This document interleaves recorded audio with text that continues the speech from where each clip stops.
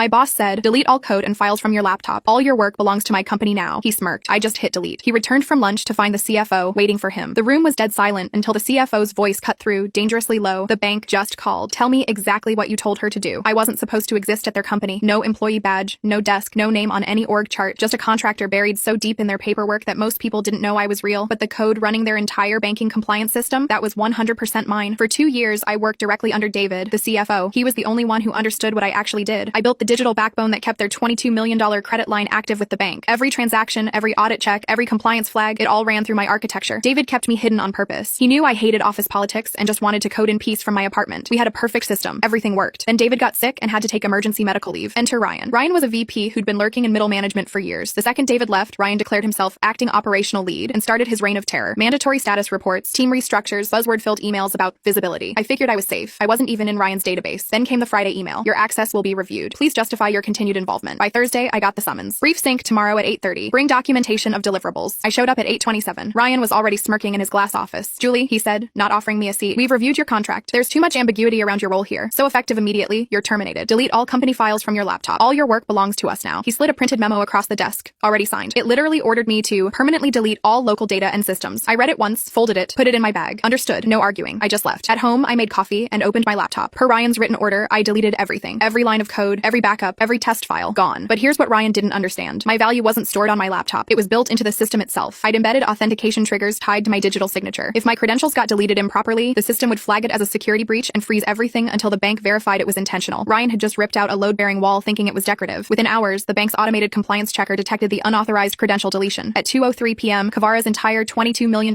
credit line was frozen pending investigation. Ryan didn't notice. He was too busy posting on Slack about reducing contractor waste. By Monday, David had seen the bank's alert and came back early. He walked straight into the legal conference room and asked, why is Julie's credential showing a non-standard termination? Nobody had an answer. No offboarding ticket, no compliance handoff, just Ryan's memo. When they dragged Ryan into the room, David asked, did you authorize the deletion? Ryan stammered, I asked her to remove her local data. Standard practice? You ordered her to delete operational IP while still credentialed to a live banking system, David said, projecting my authentication logs on the wall. You triggered a cascading compliance failure that froze $22 million. The room went silent. Ryan was suspended immediately. Security walked him out that afternoon. David called me. We need you back. Restore what you can. I logged in with my emergency credential. The system recognized me instantly. My signature was still there, waiting in the code like a ghost in the machine. I restored the architecture in 12 minutes. The bank's dashboard turned green. Credit line unfrozen. I logged one final note. Unauthorized credential removal triggers automatic integrity cascade. This was the design. Then I closed my laptop. David texted later, we're working on reinstating your contract long term. I didn't reply. Not yet. Because I knew they'd survive this and rebrand it as a learning experience. But me? I'd already learned my lesson years ago. Always build your systems to scream when someone tries to erase you. And always keep a copy of the memo where your boss orders you to delete everything in writing. Ryan learned that one the hard way.